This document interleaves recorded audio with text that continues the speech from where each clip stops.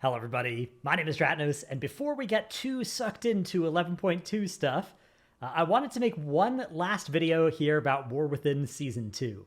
In this video, we're going to take a look at Mythic Plus in Season 2, talk about all the things that happened, take a look at the metagame, both in high keys and in all keys, and everything we can. There's a bunch of cool websites that we'll be looking at in this video as well that aggregate data, present the data in different interesting ways. So we will start off here with, of course, the biggest M plus data website out there and one of the best, Raider.io, where we can see some kind of broad spec popularity info. And then this actually lets us do some pretty interesting deep dives into what's performing well across the different roles and how well people are doing of the different specs. So let's just start off with a cursory look at the very highest keys. Actually, before we even do that, let's start off by talking about the changes that happened to M Plus this season, because this season did feature several changes to M Plus that might explain some of the participation numbers, the key levels that are being run.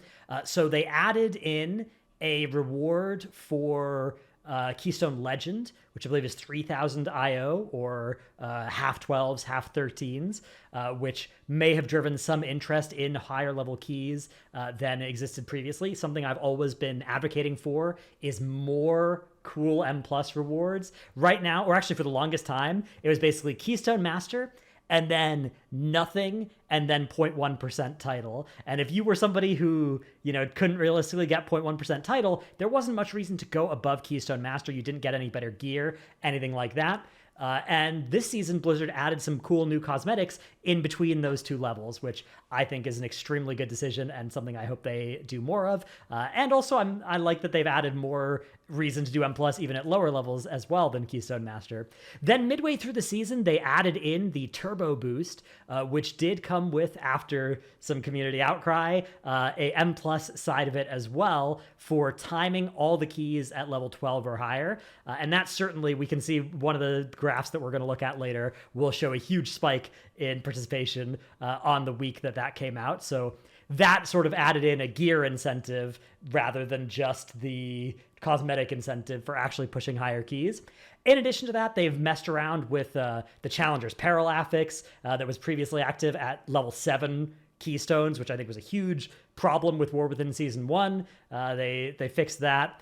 And they also changed around a lot of the Xalatat's bargain affixes. They simplified the buff that they gave to the enemies. They added a new affix. They did a lot of that kind of stuff. And they added resilient keystones this season, which means once you have timed every single key at level 12 or higher, within any given level. So once you've timed all the 12s, once you've timed all the 13s, all the 14s, your keys don't go below that level anymore. They won't deplete below that level, which has a lot of kind of side edge case weird things around, title sales, which I'm sure we're going to see more complaints of actually in the final month here. It's definitely going to do some weird stuff to that. And LFG advertising your key as a resilient key, and then you can only join if you pay a tip, anything like that. So it's got some weird edge cases, but the overall majority of the use that it has is it removes sort of getting put in homework prison of your keys. It removes a situation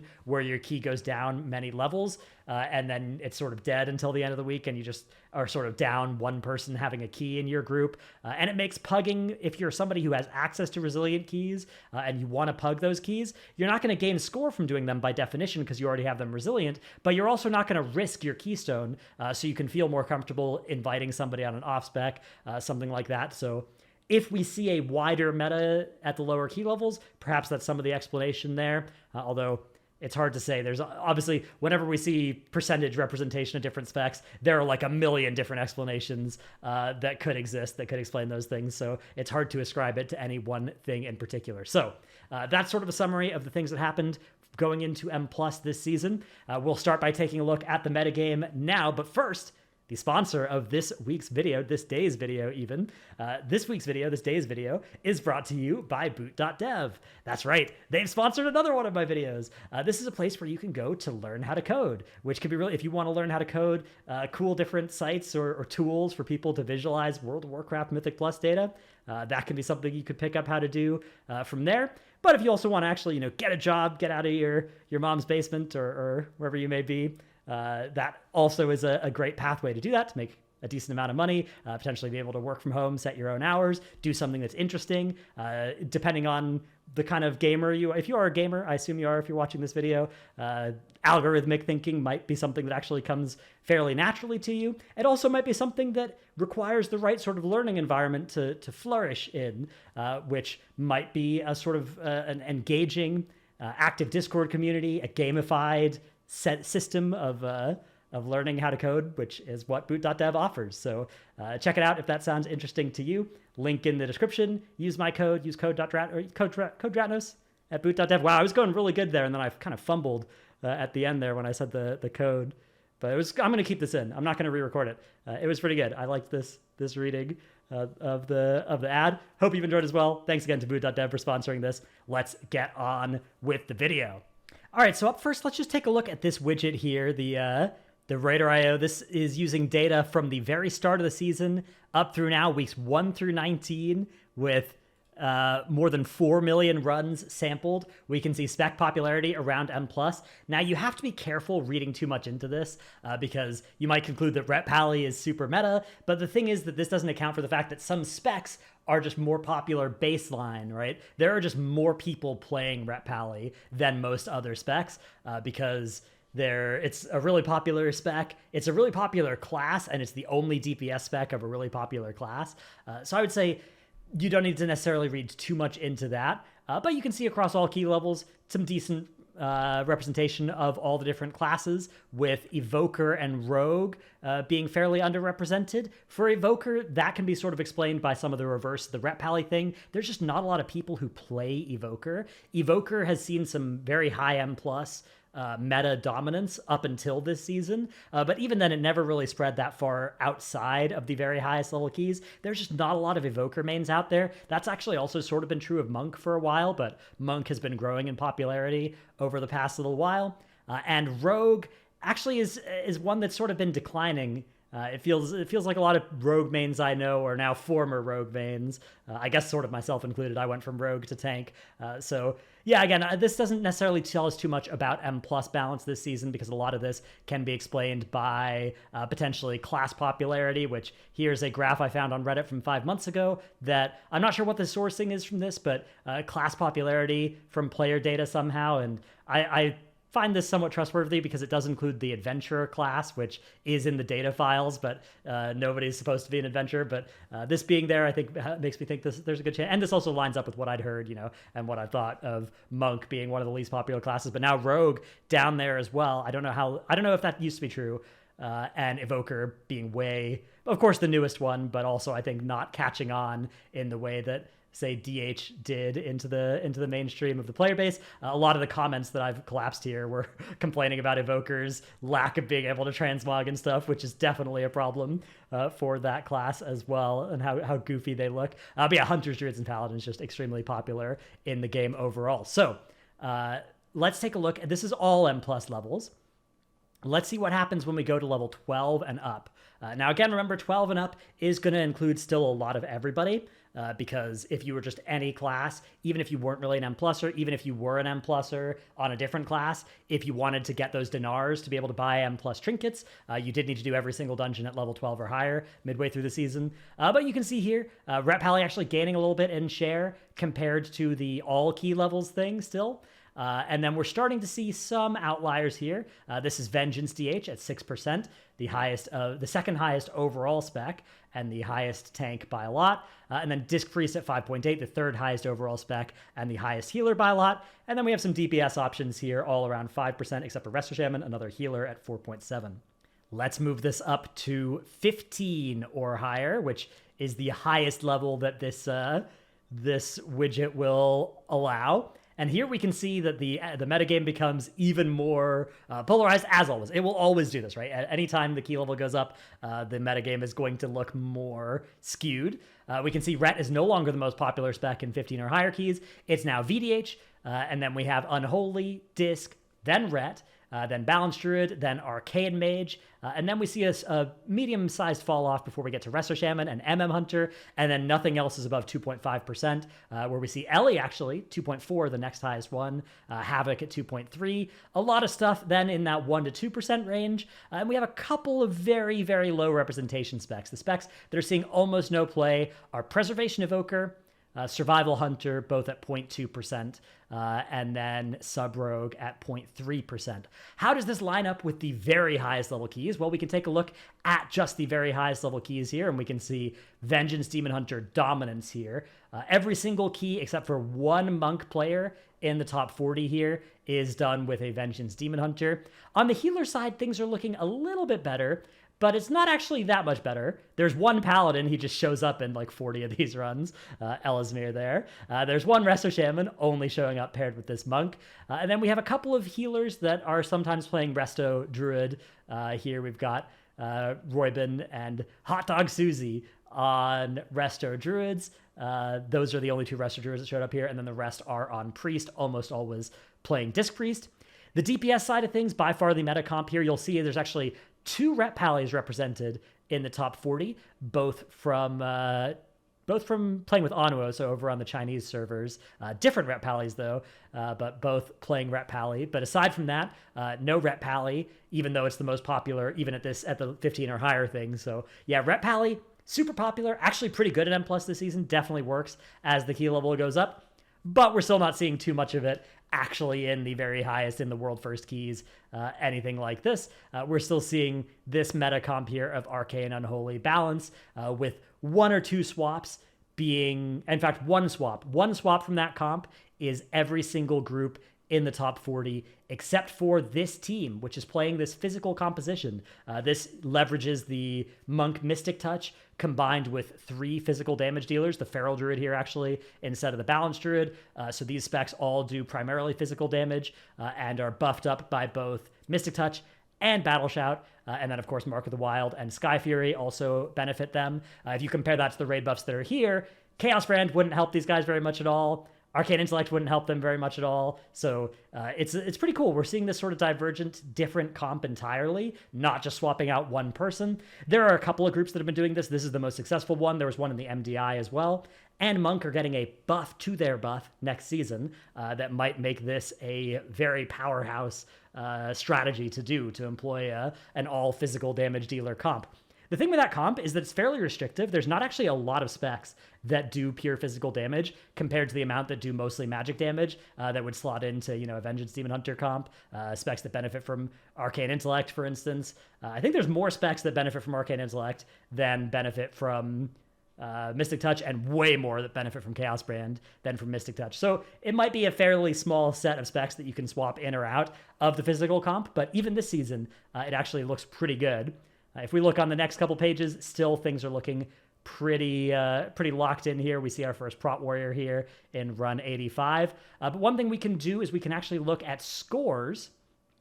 We can look at the different leaderboards for the different roles. So looking at tanks here, we can see, the dominance of Demon Hunter at the highest level keys is not to be understated this season. Of the top 40 tanks in the world, all but 5 are Demon Hunters, so 35 of the top 40 are playing Vengeance Demon Hunter. We have 3 Brave Prot Warriors and 2 Brave Brewmasters on there as of right now. As we move to the next couple of pages, it kind of gets even worse. Wow, of the next 40, there's Squish Vegan there playing the Brave Bear Druid, and then we have a Chinese Brewmaster, but then otherwise another 38 Vengeance Demon Hunters. So yeah, I would say the tank meta this season has been very dominated by Vengeance Demon Hunter, extremely high degree of convergence towards that. Let's take a look over at healers, where for healers we can see things are a little bit better. We've got 4 different classes at least here, although almost all the priests are playing Disc. I haven't checked for sure, but I would wager that pretty much all these runs are being done on Disc of these healers. And we can see a couple of shamans, JB there on the Ardruid, and Elismir on the Holy Paladin. Elismir being high ranked on the Holy Paladin doesn't really tell us that much about it tells us a little bit about the viability of Holy Paladin, because in some seasons he's not going to play Holy Paladin if it's really bad. But as long as it's at least okay, Elismir is going to be really high ranked on Holy Paladin. So it doesn't really tell us too much about that. The reason that we don't see Pres Evoker up here is because Ellesmere is a Holy Paladin main and not a Pres Evoker main. But speaking of Pres Evoker, that spec is actually another one of the ones that is showing up very little this season. It is getting some buffs going into next season, so hopefully something that we will see a little bit more of in M+. On the DPS side of things, our top-ranked players are overwhelmingly DKs, Druids, and Mages, unsurprisingly, because, that represents the meta comp there. But we're seeing Rogue, Warrior, Shaman. Yeah, so a little bit more variety here, although kind of not.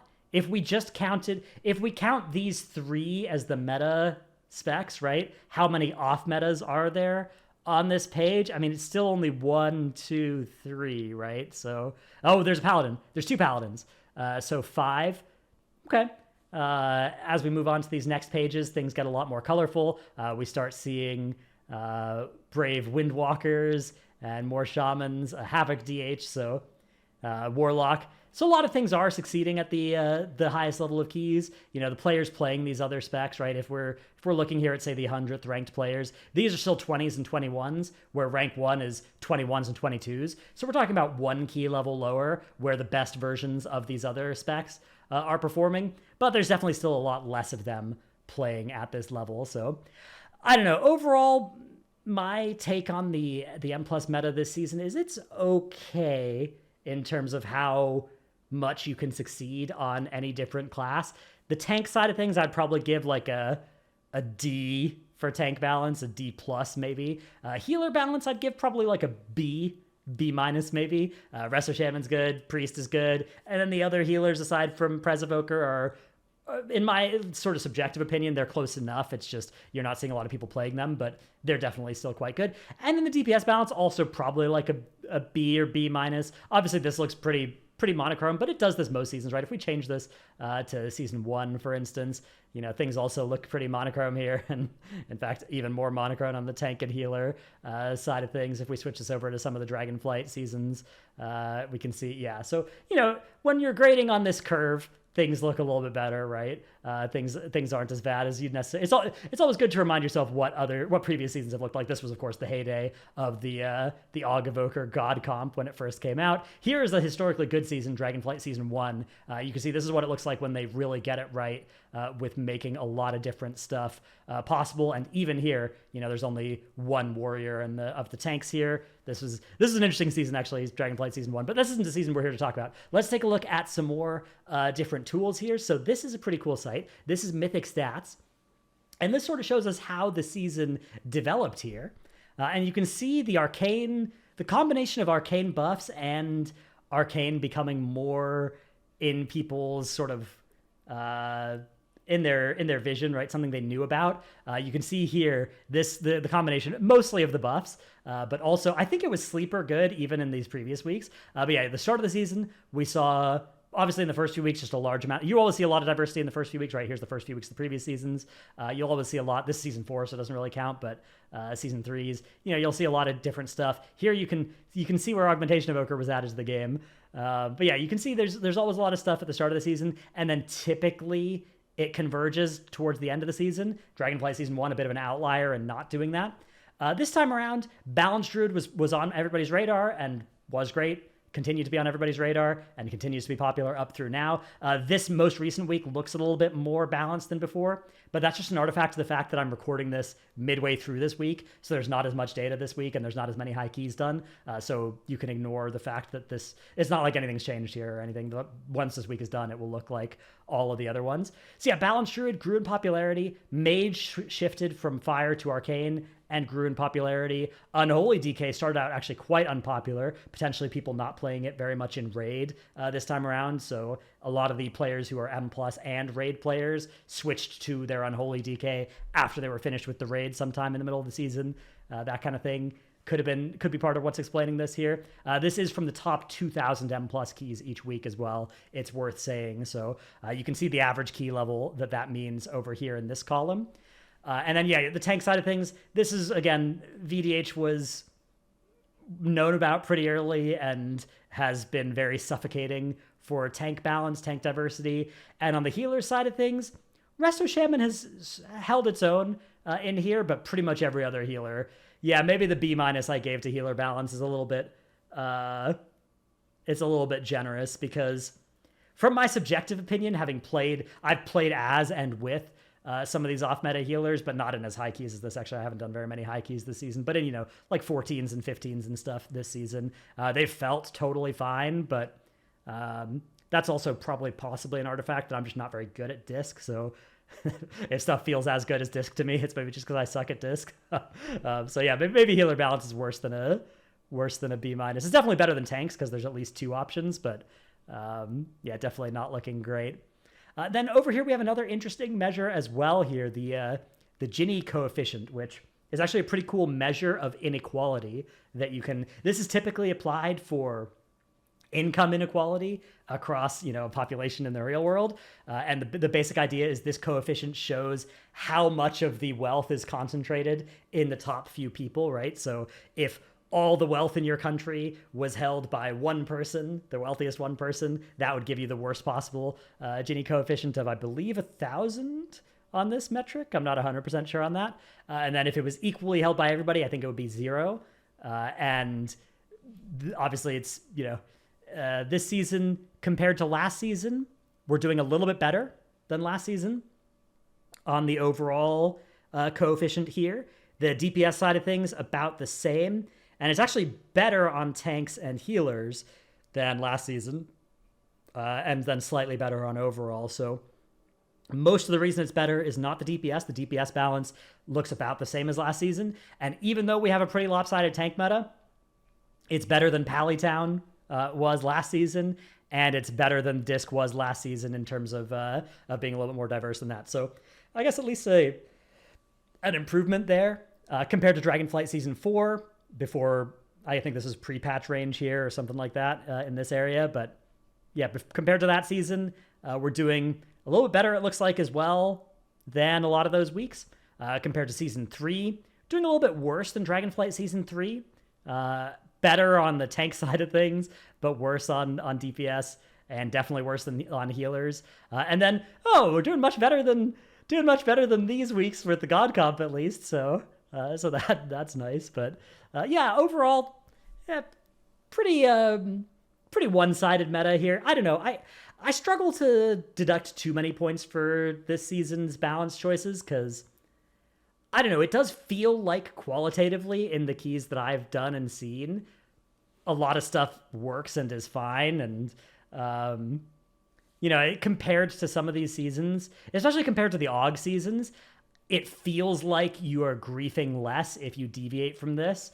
Like, if you deviated from AUG in these seasons in high keys, you were just playing with, like, a key level incinerated off the bat. And I don't think it feels like that this season. But again, you have to take my words with a huge grain of salt this time around because I really haven't pushed keys this season. I'm not sure I'm going to go for title this season. If I do, it'll be a last minute resilient keys off of one of my guildies with Resil 20s type endeavor. So yeah, let's move on to our next site here. Actually, not a site, a Reddit post, which is the M+ runs week over week. Now, a more intelligent creator than myself might have actually started out with this as the first thing they looked at when we were explaining, there's the turbo boost. So you can see almost a 50% jump in play rate compared to the week before the turbo boost came out here. And a solid decline afterwards compared to War Within Season 1. We, of course, started with fewer runs. The start of an expansion will almost always have the most M+ runs. That first week of the first season is when the most people are playing in any expansion's life cycle. And you can see the Season 1 decline, pretty steady. The Season 2 decline, pretty similar trajectory, I would say, that was made a lot shallower, probably by Turbo Boost here. But if it weren't for that, it probably would be on a similar trajectory. And it's actually just here in week 16, it's undertaken is undertaken a word? The opposite of overtake? Because I know an undertaker is like that's related to like death somehow, right? But I don't know if you could use it as the opposite of overtake. But yeah, just here in week 16, War Within Season 1 overtakes Season 2 in popularity, but for a while, Season 2 was actually beating Season 1. We can actually see this compared to all Dragonflight seasons as well. So you can see Dragonflights 1 and 3 actually both starting out very high. So an interesting tidbit here is just fewer M+ runs were done in week 1 compared to those Dragonflight seasons and even Dragonflight Season 2. Could be a worrying sign. Could also be a sign of the key level squish, meaning that some people that were previously would have done M plus runs are instead doing M0s week 1. Although I'm kind of the opinion that the squish didn't really succeed in changing, in changing that dynamic very much. So I'm not sure if that explains a whole lot of why there's fewer runs here than there were in the real Dragonflight seasons. But yeah, you can see the spike actually adding the turbo boost has moved War Within Season 2 briefly into a more vibrant season, more alive season than everything except for Dragonflight 1. Yeah, Dragonflight 1 did a really good job. Look at Dragonflight 1 stayed at such a high level of play even mid to late season. I think largely because so much stuff was good that season. Maybe I'm putting my own agenda in here because I'm always a big fan of diverse seasons, diverse metagames, and maybe that actually doesn't affect people's play as much as I would like it to. But it's definitely true that Dragonflight Season 1 was both popular and extremely diverse. So maybe that's correlation. Maybe it's causation. Who's to say?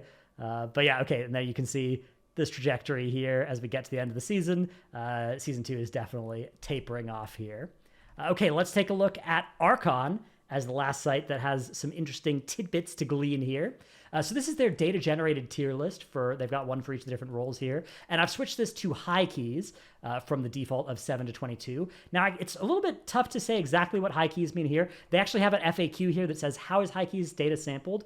So they use the top 5% of runs ranked by key level and then score for each spec in each dungeon using at least 25 runs, even if that's more than 5% of all runs for that spec, but not using keys below 20, even if that causes fewer than 25 runs to be present. That's currently what high keys mean, but the wording here it kind of makes me think it might be a little bit different on this page versus when you click through and you're seeing because you can click through and you can see the builds for each spec between these. And some of the language in this FAQ makes more sense just for that page. So I assume that's also how it works for this page, but something that is unclear is like what this score means exactly. Because here they say the score shown in the boxes is the 95th percentile value for that spec. But then what does that mean in the context of high keys versus plus 7 to 22? Because if it's just 20s or higher, how is the 95th percentile for any spec 3463? Because that's not even doing 20s, right? And yeah, we see here min keys are below 20s for some of this. So because of this, there's a little bit that I'm not 100% clear on exactly how this works. But either way, I think this is a very cool visualization because I like data generated tier lists just in general. This is, I think, a lot of the same bones of the old sub creation site that now has been migrated and is the Archon site here. And so you can see, yeah, we've got the S tier specs. When we just look at 7s to 22s, those are still the S tier specs by this, but then they actually group everything else together in the A tier. But when we switch this to high keys, we get some more delineation here. And you can see the physical comp. So both the rogue specs that both can go in the physical comp, and then the Feral Druid and the Arms Warrior also make up the A tier here. And then other representatives are that Rep Pally, extremely popular, definitely still works at the high key level, and the 2 flavors of Shaman. And then I would agree with these specs being the sort of B and C tier ones here. Taking a look at the tank side of things, VDH they have in a tier of its own, which makes sense. But then they've actually put all 3 of Brew, Prot Warrior, and Bear in A, and then DK and Paladin in B, both tanks that sort of suffer from squishy-itis, where you get auto attacked and you sort of die on these specs, and that's something that you really want to try and avoid happening when you are tanking. And then on the healer side of things, we've got Disc Priest, and they've separated Disc Priest from Resto Shaman in the tiers here. One of the things that maybe these data-generated tier lists can trap you a little bit is in both tank and healer, we have S tier and then some A tier stuff. But I would say the gap between VDH and these 3 specs is much wider than the gap between Disc Priest and Resto Shaman. And you can see it in the score as well, right? 3778 here, whereas none of the tanks are that high. Brewmaster's kind of close, but I would say qualitatively, an extra tier deserves to exist between VDH and the field here. But sometimes with these data-generated tier lists, that can be hard to have happen. But either way, I would then agree with the placement of these other things. Although, yeah, we can see here from the participation. So, for instance, the algorithm with Prez Evoker having this few parses, I would weight that more heavily and probably put them in a lower tier myself. Again, you have to be worried about are people not playing it because it's not good, or because people don't play this spec, does it look like it's not good, but it's actually fine and there's just not a high population of people playing Presovoker? Those are the questions that you sort of have to answer for yourself. My opinion is with a Presovoker, it's both this season. Both of those factors are happening here. But yeah, I think they probably should be down here in the C. But otherwise, I think this is a fairly accurate look at the metagame here. But one of the other things that I like looking at here is they have a dungeon ease tier list, which I also have nitpicks about the methodology of making this. For instance, if you see of our high keys here, so we have 2 keys that can be done at 22, and the rest are being done at 21. We have Cleft and Motherlode. If you remember when we were looking at Raider.io, the Clefts and the Motherlodes were like all of that front page. It's always a kind of annoying part about looking at Raider.io is you always are just going to see the Clefts and the Motherlode runs, and see 20 run by the same team. So it can be kind of hard to get an idea of what the next best stuff is and how things are looking in the other dungeons. I'm not saying Raider.io should change anything about how it looks. It's just that's how it works when there are easier dungeons than others. And then here, though, we see this is putting Priory in B, even though Priory, when we sort this by parses, is the lowest population one done. I guess it's not the lowest score on average of the people running it or something. I'm not 100% sure what's causing Rookery and Workshop to be here below Priory, but I would definitely say that I think Priory is sort of the outlier on the low end this season, if anything. But the main thing to look at here is, the max key, it's all within one level of each other, and I would say that is pretty borne out by the experience of playing the keys. Is this season has decently good key-to-key balance. In this world of resilient keys existing, I actually think that's a more important thing than before. In any season where you have, a Junkyard or something like that that's really easy, that always can do really weird. Junkyard, Shadow and Burial Grounds, those were weird seasons where, Court of Stars, I guess also sort of, where you could do that key like 4 levels higher than the other keys. And so pushing keys became this sort of weird game of turning your key into one of those keys, and then that gives you a huge jumps up, a slingshot, a volleyball set that lets you then spike down, get like multiple attempts at one of the other keys that it turns into, and those sorts of seasons. I think that's a big problem where it then really rewards you for just grinding a huge amount of hours. Resilient keys sort of exist to push in the opposite direction, where the amount of hours is a little bit less important if you can you don't have to do all that homework to rebuild a key if you fail it necessarily. You only have to do 1 key level of homework maximum. But that's only true if there aren't outliers in the other direction.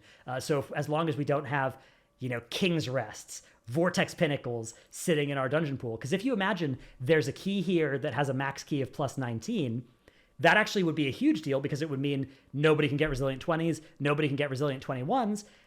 And more importantly, if you're somebody who could otherwise get Resilient 15s, you're capped at having Resilient 13s, because that key would be holding you at level 13.